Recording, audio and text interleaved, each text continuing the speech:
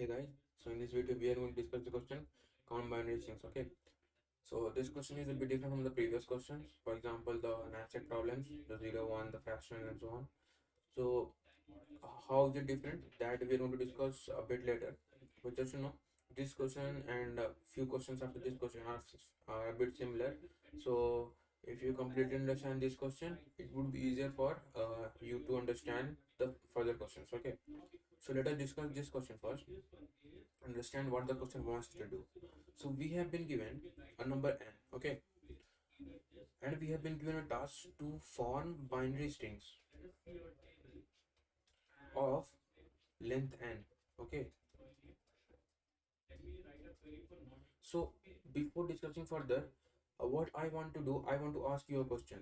If I said you have been given a number n, for example, let us say 4, and you have a task to form or actually give me the count of strings that can be formed from n is equal to 4.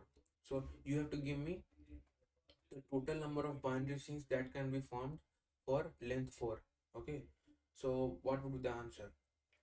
So the thing is, for a binary string, for each character we have only two possible options, 0 or 1. So each character can be either 0 or 1. So every space here, since we have n is equal to 4, we have 4 spaces. So for every space we have two options. Okay, so for every space we have two options. That means in total how many options do we have? We have 2 into 2 into 2 into 2, that is 2 to the power 4 options. Okay, so this means we can form total 16 strings.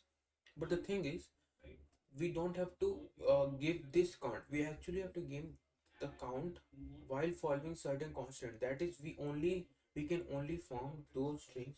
We only have to count those strings where no two consecutive zeros are present. That is, no string, that the string that we are counting in our result should not contain strings that have two consecutive zeros.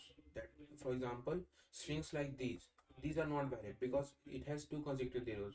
So two or more consecutive zeros, so strings like these are also not valid. Okay, we can form strings like this, but we can form strings like this because we don't have any constants of one. That you have to keep in mind. We can use as many number of consecutive ones as we want. Okay, just you have to consider this n is equal to 4. So basically, for n is equal to 4, we can only use 4n once, right? So you have to consider the length, and also you can't use two consecutive zeros. Okay, so let us discuss how we are going to solve this. So this is basically a DP question. So what do we do in a tabulation question? So first thing that we do is we actually assign a storage, then we provide a meaning to it, and the next thing that we do is actually give the direction, and the third thing that we do is actually traverse and solve it. So let us give that a storage first. Okay, so as I said earlier, this question is a bit different from the previous question, the questions involving the knapsack problems. So how is it different? So in those questions we used a single DP, right? Here I'm going to use two DPs. So the first DP is, let me name it DP0, and next one is DP1. So DPZ and DP1, DPO. This is for DP0 and this is DP1. What do I mean by that is I'm going to explain just a bit. Let us consider example for n is equal to 5. Okay,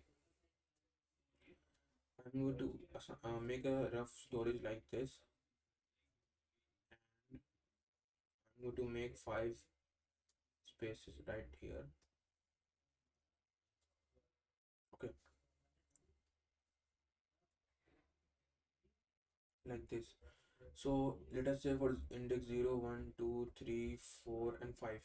Okay, now what does this actually mean? So this actually, this is a DP that contains the count of those strings that end with 0.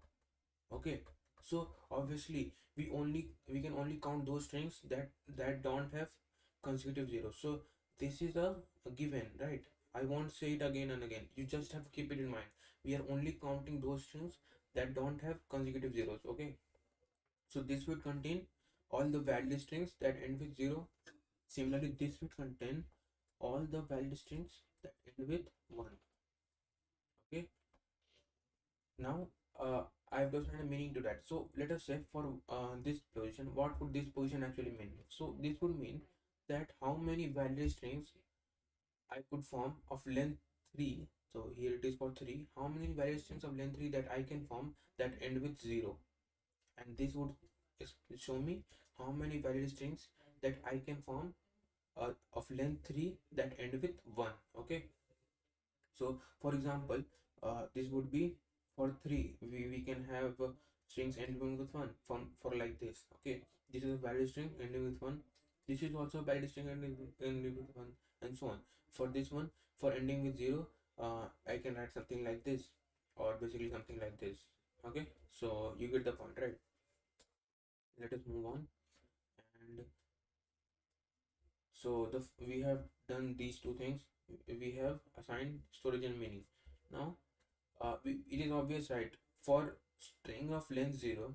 So let me ask you a question: can you form any string of length 0? Is it possible to actually do that? So since the string length is 0, we don't have any spaces to fill. We can't use any character, so it is actually not possible to form a string of length 0. This should be obvious. So there are no ways to do that. So we only have we for zeroth place, for at n is equal to 0, this should be 0 and 0. So you get the point, right? Because we can't form any string of length 0, so dpz 0 would be 0, dp1 0 would be 0. Okay, now since we have identified our smaller problem on the left side and we are going to solve it moving to the right, so we have found a direction which is moving from left to right. So we have done this thing also. Now to traverse and solve, let us move on to the first index. So first index means how many valid strings I can form of length 1 that end with 0. So for length 1 I can only use one character, right? So for length 1, what options do I have? So I only have options of 0 and 1, right? So since I have to end with 0, I can only form a string that end with 0. So since I only have one character to use, so I can only write one single 0. Okay, so on the left side I'm going to write the strings that I form. On the right side I'm going to write the count of the strings. Okay, so for length is equal to 1, I can only write 0 here because I have to end with 0. Similarly, since I have to end with 1 and the length is 1, so I can only write 1 here. This is not the count, this is actually the string that I'm forming. Okay, and the count I'm going to write in red is that how many strings that we have found? 1. How many strings that we have found? 1. Okay, so our dp is actually storing only the count. Okay, remember this thing, our dp is actually storing only the count, not the strings that are formed. Okay, now moving on. If I form a string of length 2, let us first form the string for ending with 0, ending with 1. Okay, since it is ending with 1, I have 0 and 1 here. So can I add a 1 after this? Would it be valid? Of course it would be. It would give me 0 1. This is valid. Okay, it is of length 2, it is ending with 1 and it doesn't have consecutive zeros. Same with this thing, if I add 1 after 1, it will give me 1 1. This is also valid. Now let's move on to this part, dpz. So can I add a 0 after that? Since I have to end the string with 0, I have to add a 0, right? So can I add a 0 after that? No, right? It would give me an invalid string. 0 0 is invalid. So I can't use the previous dpz. Okay, but can I add a 0 after this? Yes, I can. So I would get 1 0. This will give me a valid string. So we got one string here and two strings here. Okay, so just try to see the pattern that we are following. So if I solve further on use it will actually help me to see the pattern first. Okay, now for string of length 3, let us solve this one first. Okay, so can I add a 0 after this? Of course I can. It would also give me valid string, so it will give me 1 0 1. Okay, and this would give me 1 1 1. And can I add a 0 after this? Okay, so I actually did that, so let me do that again. So can I add a 1 after this? I can. So I would get 1 0 1. Can I add a 1 after these two? I also can. Okay, so I will add a 1 after that. Okay, so how many strings did we get? we got 3 strings.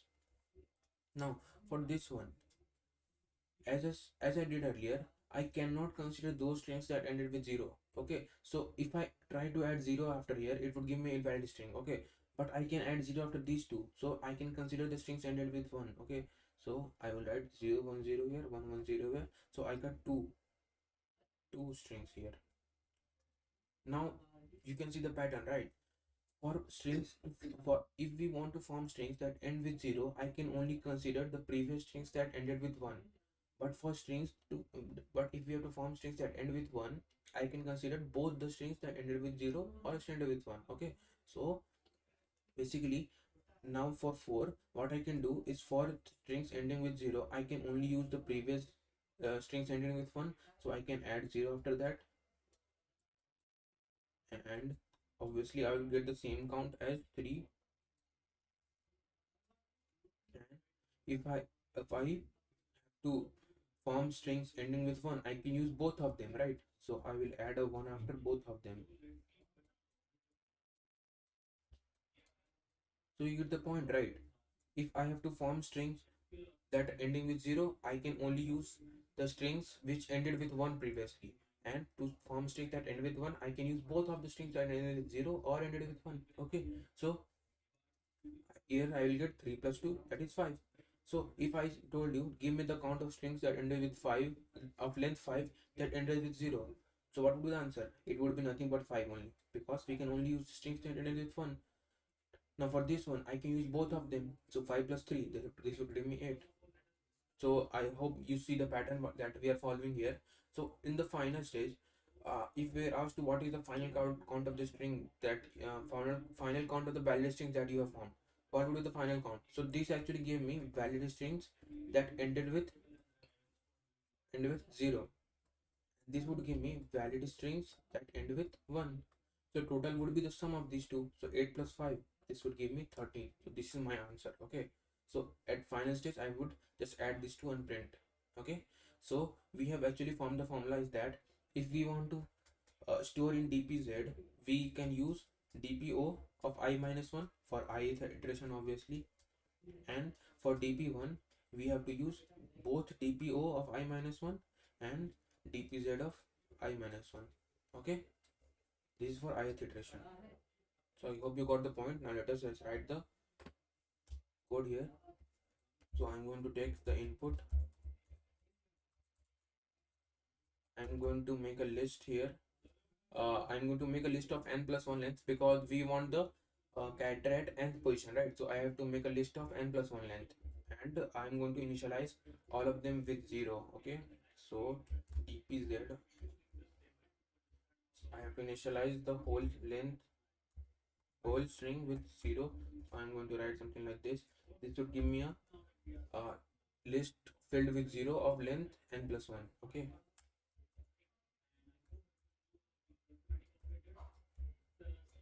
this would be like this.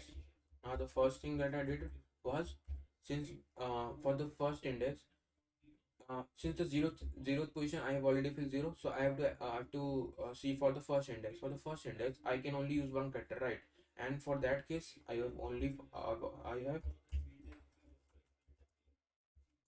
found the answer already, and that would be, I am going to insert 1 at 1th index. So I am actually doing this part. I am filling 1 at the first index because since we are only allowed to fill one character, so we can use either 0 or 1. Okay, this would be 1 and this would be same.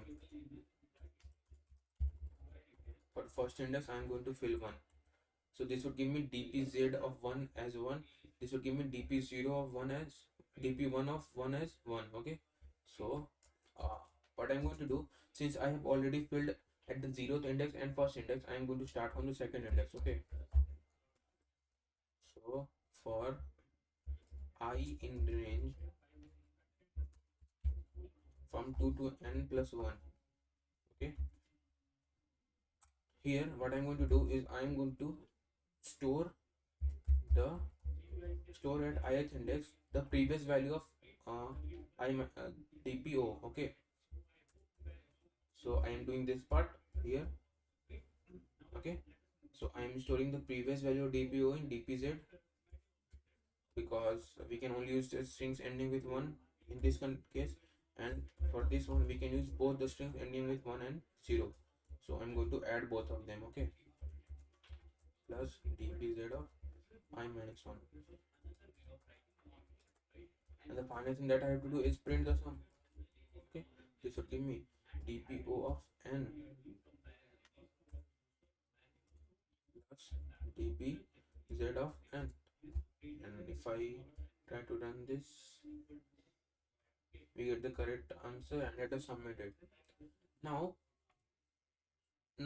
since in this question we are using two spaces of order n, okay, but can we use a better approach? If we want to save some space, actually save a lot of space, and we want to do it in constant space, we do that? Yes, we can do that. So how we do that is actually, in place of dp, I'm going to use two variables. So count of let us define two variables. So first variable that I would define is count of strings that end with 0. This would be, let me add a old here. So old count of strings that end with 0. This would be what?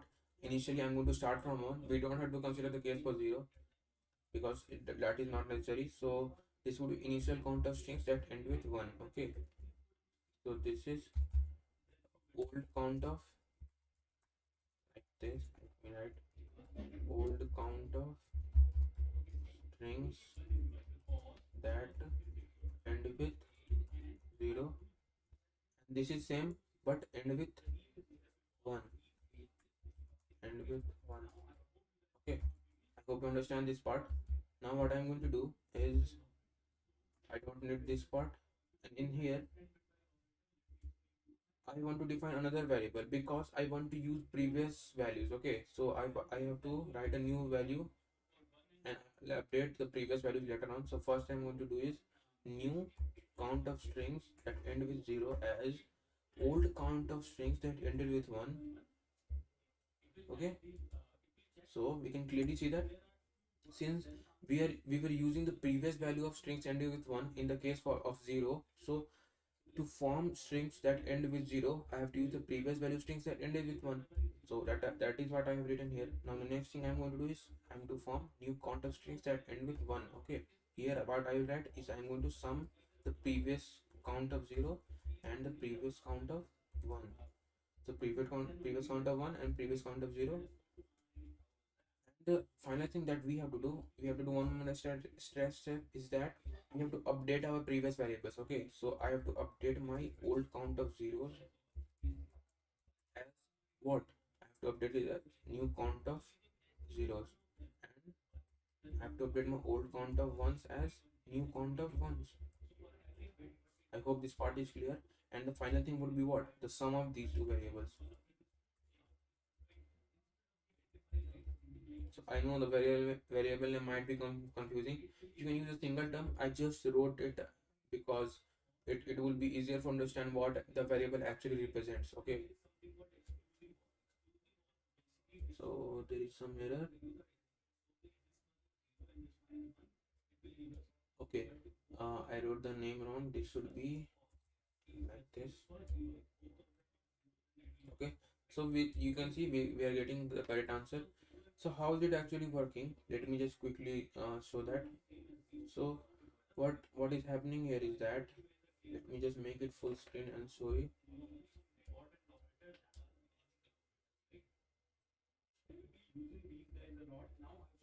Okay.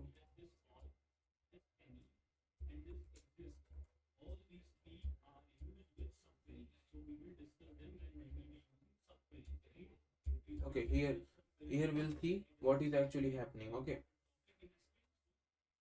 so what is happening is that we are actually using two variables. So like this.